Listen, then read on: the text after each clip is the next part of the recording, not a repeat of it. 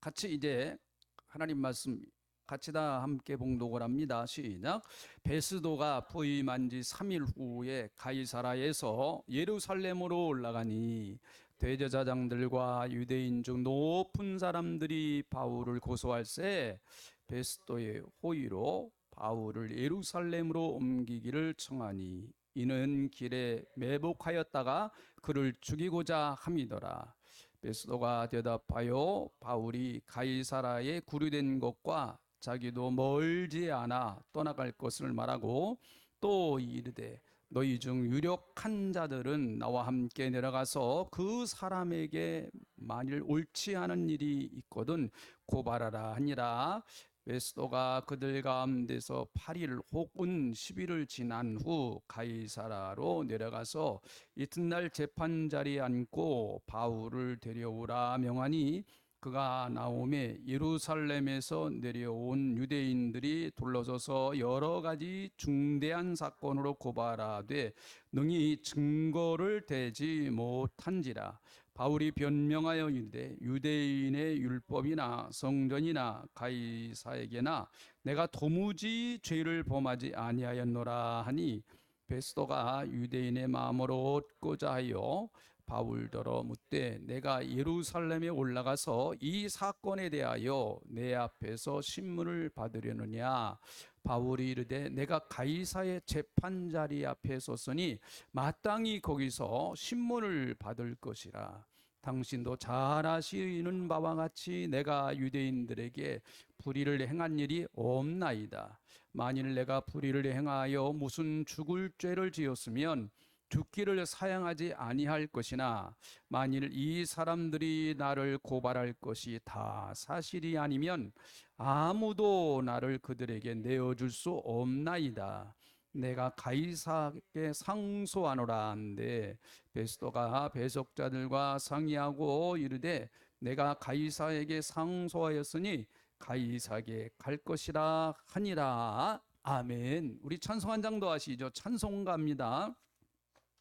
270장 표시죠. 270장 편찮는 주님의 사랑과 우리 좀 심차게 찬송. 찬양은 우리의 마음의 밭을 이렇게 갈아엎어서 옥토로 만드는 아주 좋은 경기와도 같습니다.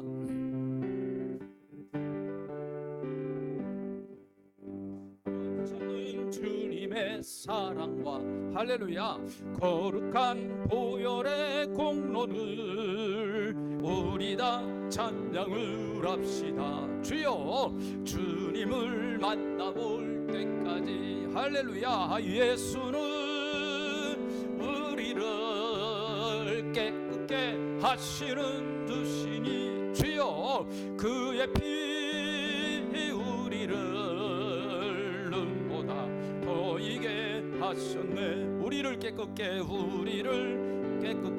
한 피는 무궁한 생명의 물일세. 생명의 구원을 받은 자 하나님 찬양을 합시다. 주여 예수는 우리를 깨끗게 하시는 주시니 주여 그의 피 우리를 눈보다 더 이게 하셨네. 주님의 거룩한 보혈을 날마다 입으로 간증해 담대히 싸우며 나가세. 전국에 들어갈 때까지 예수는 우리를 깨끗게 하시는 주시니 그의 피 우리를 눈보다 더 이게 하셨네. 십자가 단단히 붙잡고 날마다 이기며 나가세. 머리에 멸류관 벗어 주 앞에 찬양할 때까지 할렐루야. 예수는 우리를 신은 주시니 그의 피 우리를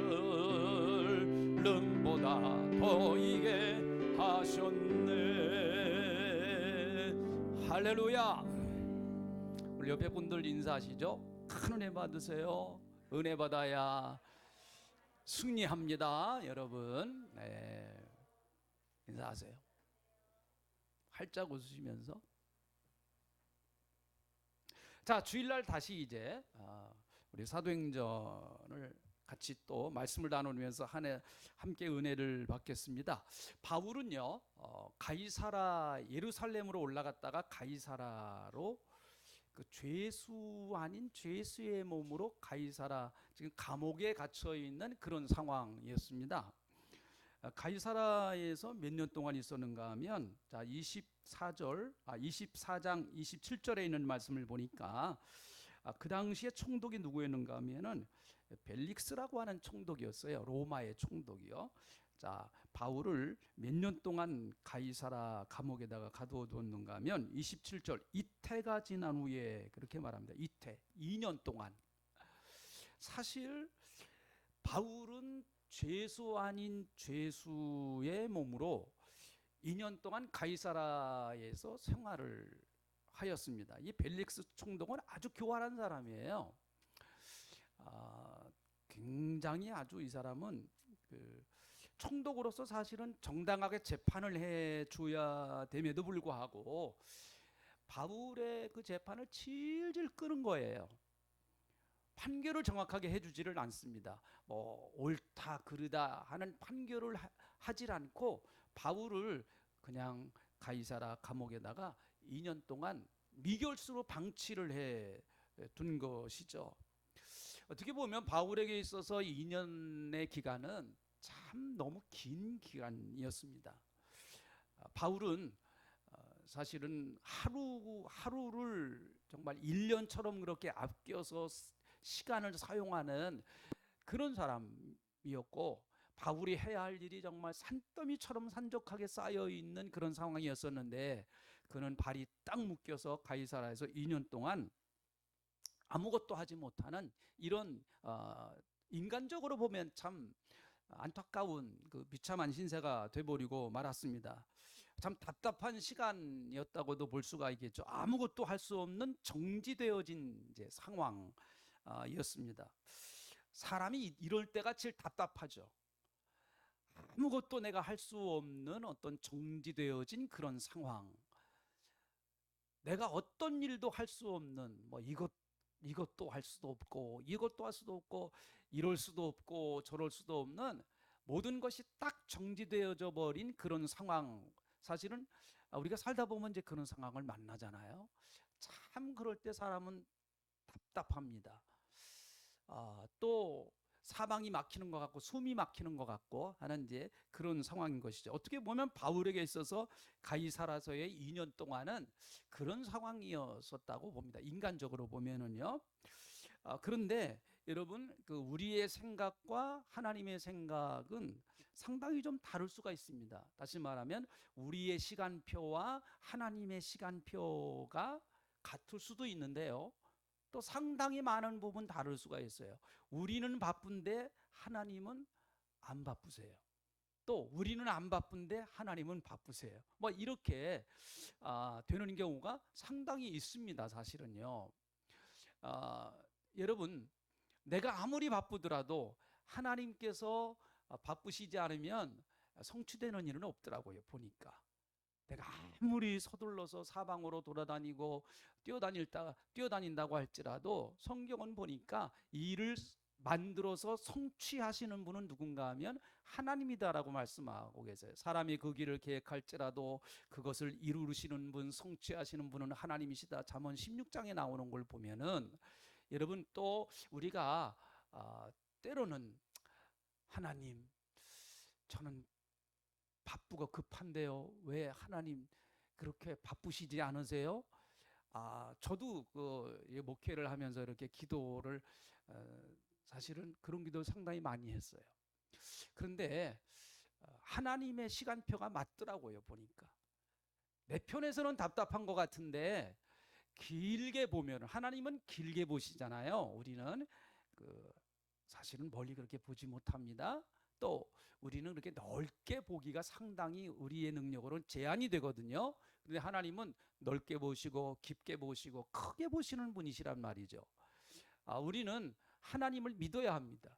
하나님께서 내 인생을 계획해 나가고 계시고 하나님이 내 인생을 이끌고 가신다고 하는 이 분명한 사실을 믿고 나갈 때 여러분, 내 길이 좀 늦어진다고 할지라도 그것 때문에 너무 그렇게 조급해 하실 필요가 없다. 왜 그런가 하면 결국에 가선 보니까 하나님의 방법이 제일 빠른 방법이에요. 하나님의 방법이요. 한번 따라 합시다. 하나님의 방법이 제일 빠르다. 네, 그래요. 우린 그걸 믿고 사는 사람입니다. 그래서 뭐 지금 당장 내 주위의 상황이나 내가 지금 처해 있는 상황이 내 마음에 좀 안 들고 답답하다고 할지라도 하나님을 의탁하면서 하나님을 믿고 나갈 때 하나님께서는 반드시 나에게 유익되게 하시는 분이십니다. 우리는 이걸 믿어야 돼요. 하나님은 내게 좋은 것 주시기 원하신다. 이런 믿으시길 축원합니다. 우리 예수 믿는 사람은 항상 이걸 믿고 살아가는 그런 사람이죠. 바울은 사실은 로마에 빨리 가고 싶었어요. 빨리 가고 싶었습니다. 로마서를 보면은 사탄이 막았다는 거. 사탄이, 내가 여러분들에게 빨리 가고 싶었는데 사탄이 자꾸 길을 막습니다. 그렇게 얘기를 합니다. 그만큼 뭐 그런 거 사탄이 막을 수도 있었지만 그만큼 바울의 마음이 조급했다라고도 볼 수가 있겠죠. 빨리 로마에 가고 싶었습니다. 그리고 그곳에 가서 복음을 열심히 전하고 싶은 그 가슴에 뜨거운 열정이 타오르고 있었습니다. 그러나 하나님은 가이사라에서 바울아, 좀 기다려라. 기다림의 시간을 하나님은 갖기를 원하신 것이죠. 어떤 그 나무꾼이 말이죠, 열심히 나무를 아침부터 저녁까지 쉬지도 않고 나무를 열심히 이제 도끼로 자르고 있습니다. 그런데 또 옆에 있던 사람은 도끼로 나무를 자르다가 좀 쉬었다가 자르다가 쉬었다가 자르다가 하는데 나중에 보니까 쉬었다가 자르다 하는 사람이 훨씬 더 많이 잘랐대요. 그래서 원이 어떻게 된 거냐? 난 아침부터 저녁까지 그렇게 땀을 흘리면서 정말 열심히 했는데 어떻게 당신이 나보다 더 많이 잘랐습니까? 나무를 더 뱄습니까? 했을 때 그 사람이 하는 얘기가 나는 쉬는 시간에 도끼날을 갈았습니다. 그렇게 얘기를 하더래요. 굉장히 참 들어볼 만한 얘기죠. 나는 쉬는 시간에 도끼날을 갈았습니다. 그 무딘 도끼로 아무리 나무를 나무를 쳐봤자 여러분, 도끼날이 반짝반짝 빛나고 도끼날이 날카로워야죠. 그러니까 어떻게 보면 하나님께서 우리에게 때로는 그런 기다림의 시간을 갖게 하시는 이유는 우리의 삶의 신앙에 우리의 영적인 도끼날을 갈게 하시는 그런 시간이 될 수도 있다고 봅니다. 하나님께서는 바울에게 그 가이사라에서 바울은 2년 동안의 시간이 낭비하는 시간과 같이 그렇게 생각했을 수도 있겠어요. 하나님, 저 급해요. 빨리 로마에 가고 싶어요. 그런데 기다려. 좀 여기서 좀 기다려라. 그렇게 말씀하시는데 바울은 2년의 시간이 허비하는 시간 같았지만 그러나 하나님은 바울이 2년 동안 가이사라에서 있는 시간을 절대로 허비하는 시간으로 보시지를 않으셨어요. 이게 예수 믿는 사람들의 영적인 시각이라고 봅니다. 우리는 예수 믿는 사람들은 실패를 단순히 실패로 보지를 않습니다. 혹시 여러분 어떤 일을 하시다가 좀 실패하는 것 같은 그런 느낌을 받습니까? 나는 내 인생이 실패한 것 같다. 내가 여태까지 계획했었는데 내 계획대로 잘 안 됐네. 왜 이렇게 잘 안 되지? 너무 꼭 그렇게 그것 때문에 여러분 좌절하고 절망하실 필요가 없어요. 예수 믿는 사람들은 또 다른 시각으로 봐야 됩니다. 하나님은 내 실패까지도 선용하시는 분이세요. 내가 실수하는 것까지도 하나님은 그 실수하는 것까지도 하나님께서 나중에는 결국은 멋있게 사용하시는 분이 하나님의 위대한 능력 아니겠습니까? 그래서 성경은 완전한 사람을 쓰신 게 아니고 실수하고 실패하고 낙심하고 절망하고 그런 것들을 많이 경험한 사람들을 하나님은 더 많이 쓰시더라고요. 그렇게 해봐야 그 기다림 속에서 하나님의 마음을 알기 때문에 그런 것이겠죠. 여러분, 하나님께서는 아브라함에게 75세 때 자식을 주시겠다라고 약속을 하셨는데요. 하나님은 그 약속을 성취하실 때가 100세였습니다. 아브라함이 100세가 될 때 이삭을 주시잖아요. 그러니까 25년 동안 여러분 아브라함이 어땠을까요? 25년 동안 이삭을 낳을 동안 아브라함이 어땠을까요? 아브라함은 믿음의 조상 아닙니까? 우리가 생각할 때는 아브라함은 참 믿음으로 잘 기다렸을 것이다 라고 생각했을지 모르지만 아니에요. 25년 동안요 아브라함은 많이 헤맸습니다. 많이 헤맸어요. 그래서 25년 동안 여러분 아브라함은 여러 가지 실수들을 많이 합니다. 가장 결정적인 실수가 뭐예요? 이스마엘을 낳잖아요. 이스마엘을 낳습니다. 여러분 실수하고 또 그 방황하고 하는 그런 것들이 예수 믿는 사람들에게 의미 없는 시간이 아니에요. 절대로. 절대 의미 없는 시간이 아닙니다. 하나님은 우리가 언제나 꼿꼿하게 아주 일자로만 그냥 쫙 고든 길만 꼿꼿하게 가기를 원하시지만 여러분 우리는 그렇지 못한 경우가 많거든요. 그렇다고 해서 하나님께서 우리가 일자로 가지 않으신다고 그래가지고 우리를 내팽개치시느냐? 안 그렇습니다. 절대로 그러신 분이 아니에요. 제가 늘 여러분들에게 말씀드리잖아요. 하나님은 우리를 포기하신다, 포기하시지 않는다? 아니 좀 대답을 세게 해주세요. 이거 중요한 거예요. 하나님은 우리를 포기하신다, 포기하시지 않는다? 네, 아멘 하세요. 아멘. 네, 여러분의 고백을 여러분이 아멘을 하셔야죠.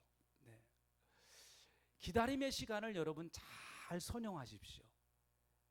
아무것도 아닌 것 같은 그런 막막한 시간, 더 하나님께 가까이 간다고 하면 그 시간은 내가 여러분 열정적으로 일하던 그 시간보다 더 의미 있고 뜻이 있는 그런 시간이 될 수 있다고 봅니다. 요셉은 애굽에 종으로 팔려갔잖아요. 그가 총리가 되기까지 한 13년 정도의 시간이 걸렸는데요. 그 13년 동안 이 요셉은 애굽에 제일 밑바닥 생활을 했어요. 노예로 팔려갔죠. 노예로 팔려갔는데 거기서 또 그 이상한 여자를 만나가지고 또 그 오해를 받아가지고 누명을 쓰고 또 감옥까지 가지 않습니까? 노예에서 감옥 죄수까지 되고 하는 그런 애굽에서 제일 밑바닥 생활을 합니다. 밑바닥 생활을 해요. 그러니까 여러분 요셉이 애굽에 가서 정말 총리가 돼서 선정을 베풀 수 있었던 것은 첫 번째는 하나님의 은혜예요. 하나님이 하신 일이죠. 첫 번째는 하나님의 은혜입니다. 그런데 또 한 가지는 여러분 요셉은 너무나 억울한 일을 많이 당했었어요. 형들에게 팔려갔죠. 노예 생활을 했죠.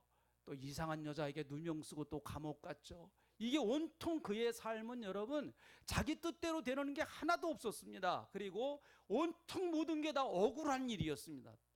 애굽에서의 삶은 전 13년의 이 요셉의 삶은 정말 분통 터지는 억울한 삶이었습니다.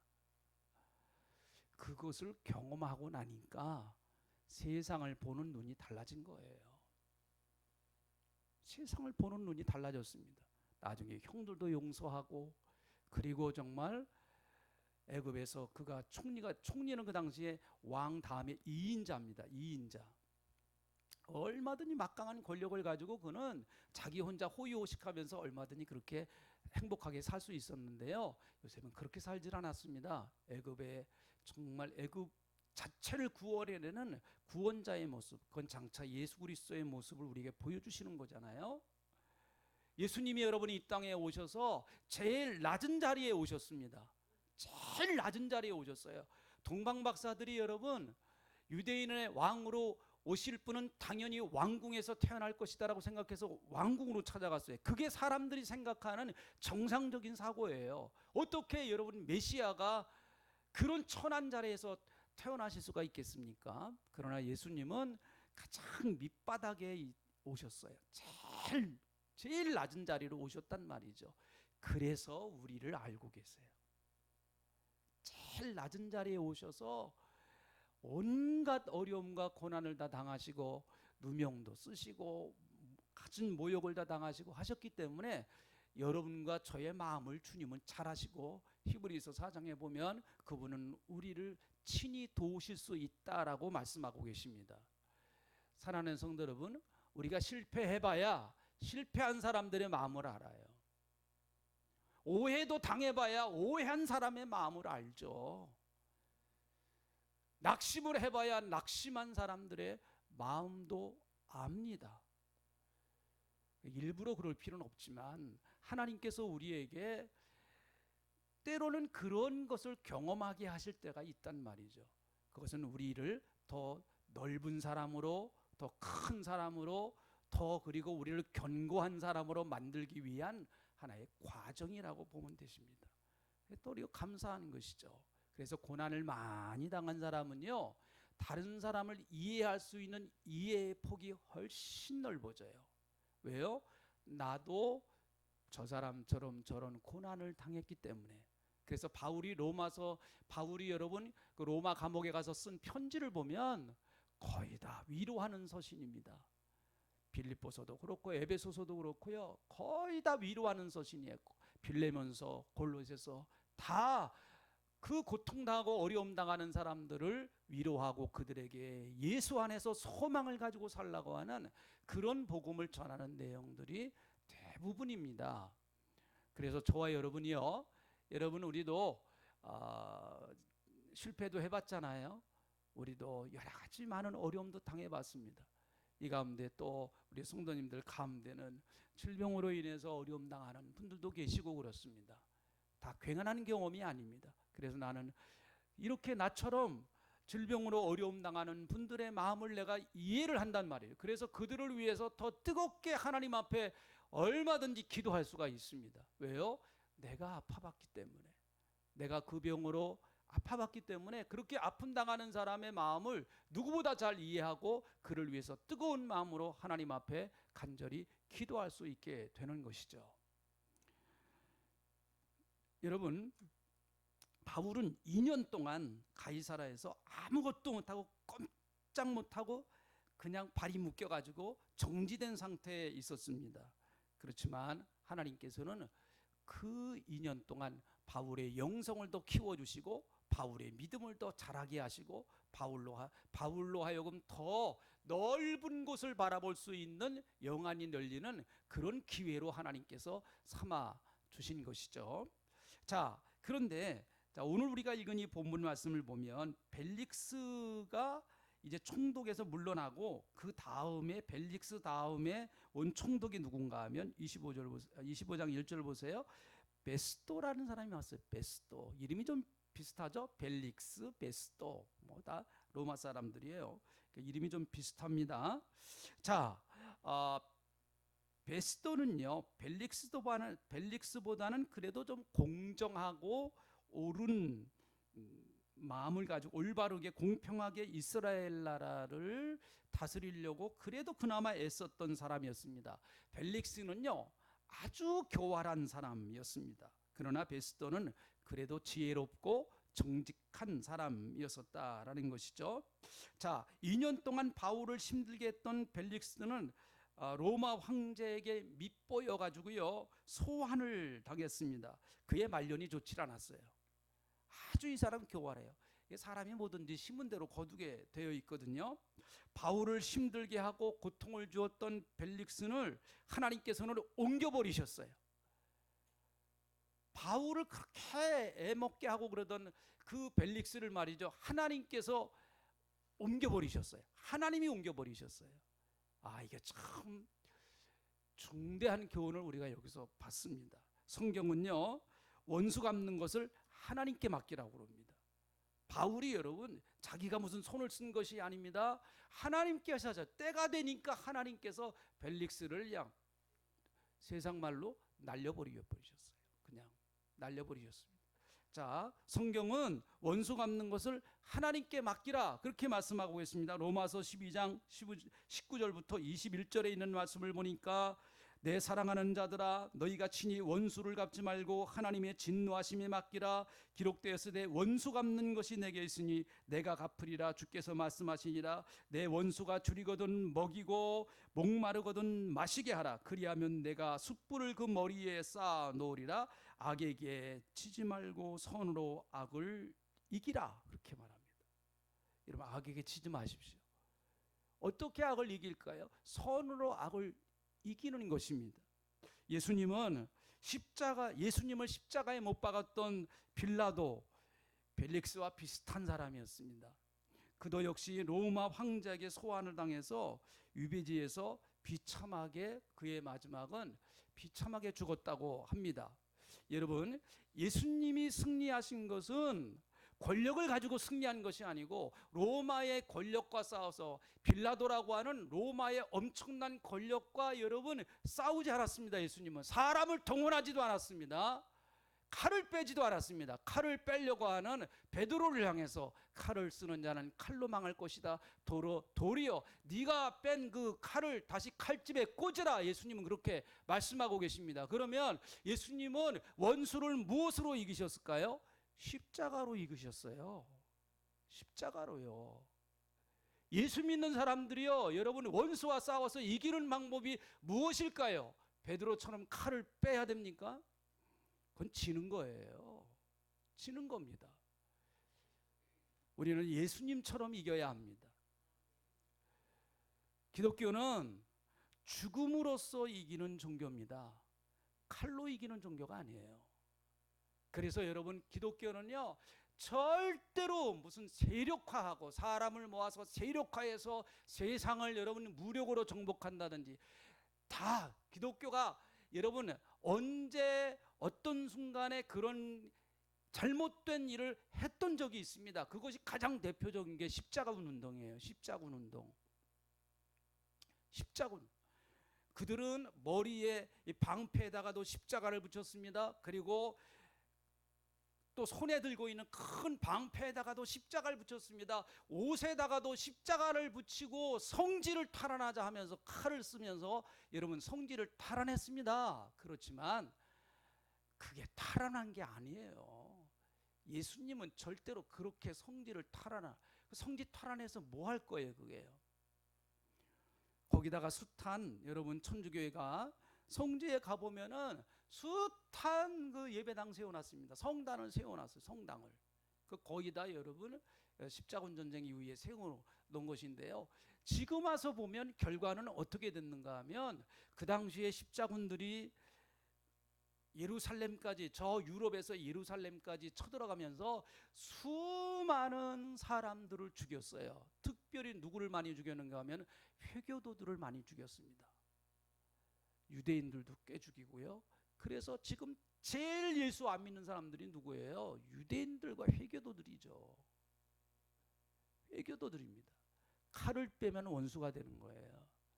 그러나 십자가를 지면 화해하게 됩니다. 자, 아멘 하시죠? 아멘. 네. 이게 예수님이 세상을 정복하신 방법입니다. 그러므로 여러분 기독교는 절대로 무슨 어떤 조직을 만들어 가지고 세상과 대결한다든지 그런 거 하는 거 아니에요. 우리는 십자가 지고 세상에 나가서 죽는 거예요. 죽는 거. 십자가 지고요. 십자가는 뭐예요? 죽음의 자리입니다. 죽음의 자리. 그런데 여러분 그 죽음의 자리에 가서 십자가를 지니까 거기서 새로운 싹이나 부활의 새로운 싹이나 새로운 생명의 역사가 돋더라고요. 보니까 거기에 하나님의 나라가 이루어지고 하나님의 뜻이 이루어져요.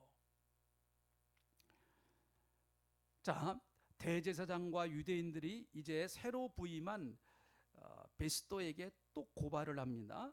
자, 2절 3절 한번 보시죠. 2절 3절에 있는 말씀을 한번 보시죠. 베스도가 새롭게 부임을 했는데 대제사장들과 또 유대인 중에 높은 사람들이 바울을 고소했다. 2절 말하죠. 여기서 유대인을 높은 사람들은 사내들인 공회 사람들을 말합니다. 바울을 고소합니다. 자, 고소하는 데서 끝나는 것이 아니고 3절 보세요. 3절 베스도의 호의로, 자, 처음 이제 베스도가 총독으로 부임을 하니까 베스도를 이용해 가지고 바울을 죽이려고 합니다. 베스도가 호의로 바울을 예루살렘으로 옮기기로 청하니 이는 길에 매복하였다가 그를 죽이고자 함이더라. 그렇게 말합니다. 지금 바울은 가이사라 감옥에 있거든요. 자, 새로 총독 베스도 총독이 새로 부임했습니다. 자, 새로 부임한 총독에게 그렇게 욕을 하는 거예요. 유대 대제사장들과 사내들인 공회 회원들이 찾아가 가지고 베스도 총독이요, 바울을 다시 예루살렘으로 좀 데려와 주십시오. 그렇게 얘기를 합니다. 예루살렘에 와서 재판을 받도록 해주세요. 그렇게 얘기를 합니다. 여러분, 장소가 뭐 그렇게 중요하겠습니까? 어디서 재판을 하든 공정한 재판을 하면 좋을 것입니다. 그런데 그들은 다른 목적이 있는 거예요. 다른 목적이 뭔가 하면 가이사라에서 예루살렘으로 바울을 데려오는 도중에 사람들을 매복시켰다가 바울을 죽이려고 하는 계획을 세운 거죠. 이거 지금 누가 이런 계획을 세운 거예요? 대제사장들과 유대의 높은 사람들이 이런 계획을 세운 거예요. 대제사장이 누구예요, 여러분? 이 사람들 종교인들 아닙니까? 종교인들. 이게 얼마나 참 무서운 일이에요. 아니, 종교인들이 지금 이런 일을 하고 있습니다. 종교인들이 사람을 죽이려고 하는 일을 하고 있단 말이죠. 사람을 살려야 될 사람들이. 아니, 어떤 종교이든, 뭐 우리 기독교뿐만 아니라 어떤 종교이든, 여러분, 그것이 정상적인 종교라고 하면 어떻게든지 사람을 살려내는 것이 종교지, 어떻게 사람을 죽이는 것이 종교입니까? 이건 말이 안 되는 얘기죠. 그렇잖아요?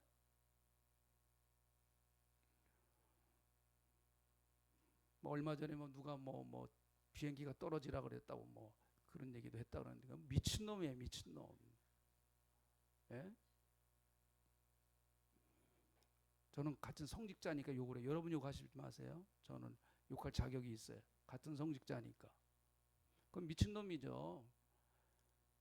아니, 성직자가 사람을 살려야지, 죽이는 일. 제가 여기서 불교인들 다 죽어야 된다 그렇게 말하면 됩니까? 불교인들도 예수 믿고 구원받아 천국 가라고 그래야지. 여기 대제사장들이 하는 일이랑 똑같은 거예요. 바울을 죽이려고 하고 있습니다, 지금. 이게 얼마나 참 무서운 일입니까? 그런데 이들의 배후에는 원수마귀 사탄이 있습니다. 마귀는 살인자라고 성경은 말합니다. 요한복음 8장 44절에 있는 말씀을 보니까 너희는 너희 아비 마귀에게서 났으니 너희 아비의 욕심대로 너희도 행하고자 하느니라. 그는 처음부터 살인자요. 그렇게 말합니다. 처음부터 살인자다. 마귀는 진리가 그 속에 없으므로 진리에 서지 못하고 거짓을 말할 때마다 제 것으로 말하나니 이는 그가 거짓말장이요 거짓의 아비가 되었음이니라. 그렇게 말합니다. 여러분, 사탄은 살인자예요. 결국은 사탄의 역사하는 곳에는 모두 다 죽음의 역사입니다. 거기는 생명의 역사가 절대로 없습니다. 예수님의 십자가가 서는 곳에는 생명의 역사가 있고 성령이 역사하는 곳에는 생명의 역사가 있는 줄로 믿습니다. 오늘 이 자리에 여러분, 여기에 성령님이 역사하시기 때문에 여기에 예수님의 보혈의 공로가 흐르고 예수님의 보혈의 피가 흐르고 있기 때문에 여기는 하나님의 생명이 역사하는 자리인 줄로 믿습니다. 할렐루야. 우리가 주의 생명으로 충만한 자리가 되어야 되는 거죠, 이 자리가. 그러나 마귀가 역사하면 거기는 다 죽음밖에 없어요. 죽음의 자리입니다. 서로가 죽이려고 그러는 거예요. 서로가 죽이려고 그럽니다. 그러니까 여러분, 여기 나오는 대제사장들이나 이 사내들인 공회 사람들은 철저하게 마귀에 붙들려 있는 그런 사람들인 것이죠. 예수님은 우리를 살리려고 이 땅에 오셨습니다. 그래서 예수님은 이렇게 말씀하시죠. 나는 생명이다. 그렇게 말씀하세요. 한번 따라합시다. 나는 생명이다. 이 조에라는 말이거든요. 헬라어로 조에라고 하는 말은 단순히 이렇게 헐떡헐떡하는 그런 생명이 아니에요. 저 중환자실에서, 여러분 중환자실에서 산소 마스크 끼고 그것도 생명입니다. 그분도 생명이에요. 근데 조에라고 하는 그 헬라어에 말하는 그 예수님 말씀하신 나는 생명이라고 말할 때 그 조에라는 생명은 그런 생명이 아니에요. 건강한 생명, 정말 용솟음 치는 생명, 그런 생명을 말하는 거예요. 오늘 여러분 예수님의 생명이 저와 여러분에게 넘치시기를 축원합니다. 할렐루야. 생명의 역사, 예수님의 생명이 역사하면 악한 영, 흑암의 권세, 사망의 권세는 여러분 마음속에서 떠나가는 거예요. 걱정, 근심, 염려, 불안, 초조, 한숨, 여러분 이거 다 사망의 역사가 아닙니까? 이런 것들은요. 그러니까 그런 마음을 가지고 있으면 자꾸 다른 사람들도 사망으로 끌고 간단 말이죠. 완전히 무슨 물 뭐예요? 물 예, 잘하시네요. 네. 나만 안 죽어 하면서 같이 끌고 어떻게 나만 죽어 하면서 우리는 사람 살리는 사람이에요. 자, 아멘 하시죠? 아멘. 여러분 내 안에 누구의 영이 계세요? 예수님의 영이 계시잖아요. 그러니까 우리는 사람을 살리는 사람이에요. 어떻게든지 낙심하고 절망한 사람 살리고, 실망하는 사람 살려주고, 죄에 빠진 사람 살려주고, 지옥 갈 사람 살려내고, 이게 우리 예수 믿는 사람들이 하는 거고, 이게 교회가 해야 할 일 아니겠습니까? 참 그래서 교회가 교회다워지면 나라는 잘 살 수밖에 없어요. 예수 믿는 사람들이 여러분 세상에 나가서 정말 예수 믿는 사람답게 생명의 역사를 일으키면 세상은 밝아질 수밖에 없습니다. 여러분 가정 가서도 마찬가지예요. 오늘 예수님의 생명이 여러분에게 넘쳐서 여러분 그 생명을 가지고 여러분의 가정으로 가십시오. 그래서 혹시 여러분의 가정에 원수 마귀 사탄이 역사한다고 그러면 가서 다 때려잡으세요. 자, 아멘 하세요. 아멘. 그냥 아주 그냥 어디를 부러뜨려야 되나 그놈은 아주 그냥 다리 몽댕이를 다 부러뜨려 가지고 아주 한 길로 왔다 일곱 길로 싹 쫓아버리시기를 축원합니다. 네. 예수 생명이 넘치기 때문에 그래요. 우리는요. 우리 힘으로 되는 것이 절대로 아니죠. 그래서 성도는 마귀에게 속지도 말고 지지도 말아야 됩니다. 마귀는 쉽게 포기하지 않아요. 떠나가지도 않고 기회가 되면 언제든지 다시 찾아옵니다. 에베소서 4장 26절에 보니까 마귀에게 틈을 주지 말라 그렇게 말합니다. 여기서 틈이라고 하는 헬라어는 토포스라고 하는 말인데 특정한 장소를 말하는 거예요. 다시 말하면 마귀가 좋아하는 특별한 특정한 장소에 나를 가둬두지 말라라는 얘기예요. 그러니까 마귀가 좋아하는 장소가 있단 말이에요. 그곳에다가 나를 가둬두지 말라는 거예요. 그러니까 앉아가지고 전문적으로 걱정하는 사람이 있어요. 머리 싸매고 아주 그냥 이렇게. 그건 마귀가 좋아하는 장소에 지금 가 있는 거예요. 마귀에게 틈을 주는 거란 말이에요. 틈을 주는 거. 그러면은 그 마귀가 역사할 수밖에 없는 거죠. 그러니까 그런 장소를 피해 버려야 돼요. 어떻게 해야 될까요? 찬양과 기도와 말씀으로. 그럴 때마다 그냥 찬양하세요. 하나님 앞에 찬양하세요. 그러면 여러분 그런 장소는 무너지고 성령님이 역사하시고 하나님의 은혜가 넘치게 될 줄로 믿습니다. 그래서 에베소서 4장 26절 27절 바로 에베소서 4장 27절에는 마귀에게 틈을 주지 말라 그렇게 말씀하셨고 그 앞에 26절에 보면 이렇게 나옵니다. 분을 내어도 죄를 짓지 말며 해가 지도록 붐을 품지 말라 그렇게 말해요. 그러니까 다시 말하면 마음속에 그냥 분으로 가득 차 있으면 반드시 마귀가 역사한다. 그건 반드시 마귀가 역사한다. 그냥 가슴에 이렇게 분이 가득 차 있단 말이에요. 해가 지도록 품지 말라. 그거 빨리 해소하라는 얘기예요. 어떻게든지 그 마음에 있는 분을 바깥으로 풀어내야 돼요. 근데 예수 믿는 사람들은 아주 풀어내는 제일 좋은 방법이 찬양이에요. 찬양. 찬양. 얼마나 좋아요. 우리도 아까 그 찬양할 때 우리 마음속에 있는 그 도끼가 빠져나가고 우리 마음속에 있는 분노의 마음이 빠져나가고 걱정의 마음이 빠져나가고 자, 아멘 할 때까지 그냥 할렐루야. 그 찬양하세요. 그러면은 그런 것들이 내 몸에서 그냥 독이 빠져나가 버린단 말이죠. 얼마나 감사해요. 하나님이 그래서 우리에게 이런 놀라운 선물을 우리에게 허락해 주셨단 말이죠. 바울이 2년 동안 가이사라에 있을 때 참 답답했습니다. 자기가 계획했던 것과는 전혀 다른 방향으로 지금 상황이 벌어지고 있었기에 바울은 너무 답답했습니다. 그러나 하나님은 더 멀리 보셨어요.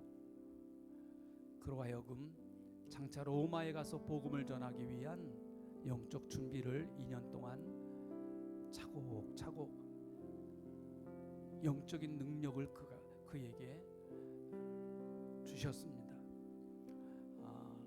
우리도 역시 마찬가지라고 봅니다.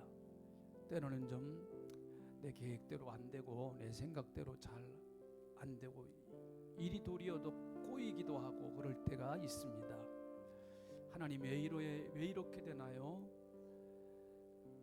우리 그렇게 생각할 수도 있지만 여러분, 하나님은 나를 더 넓게 보시고 깊게 보십니다. 나를 더 크게 만드시기 위한 하나님의 계획이십니다. 예수님에게는 생명이 있습니다. 예수 생명, 십자가에서 흐르는 그 생명의 보혈이 여러분과 나에게 흐르고 있어요. 마귀는 그걸 무서워합니다. 우리는 이 예수로 말미암아 이제 얼마든지 이기고 승리할 수가 있습니다. 바울이 이겼던 것처럼, 아니 예수님이 승리하셨던 것처럼 우리도 십자가로 승리해야 합니다. 하나님, 우리 사랑하는 귀한 성도님들 형편과 처지를 누구보다 잘 아시는 하나님, 꼭 붙들어 주시고 함께 해주셔서 주님 손에 붙들려 살게 하시옵소서. 내가 주님 손 붙들었을 때는 놓을 때도 있고 또 잊어버릴 때도 있지만 주님 내 손 붙드셨기에 그 손 놓지 않고 내가 너를 강하게 붙들고 의로운 손으로 내가 너를 붙들리라 말씀하셨으니 그 손 지금도 놓지 않고 계시는 줄로 믿습니다. 하나님, 예수님의 생명이 우리에게 넘치기에 우리가 가는 곳곳마다 십자가로 예수님이 승리하신 것처럼 우리도 예수 생명으로 승리하는 역사가 있는 줄로 믿습니다. 예수의 영이 우리 안에 계시기에 오늘은 그 성령의 인도하심을 받아서 하루하루 주님과 함께 살아가는 복된 삶이 되게 하여 주시옵소서. 감사를 드리고 예수님의 이름으로 기도하옵나이다.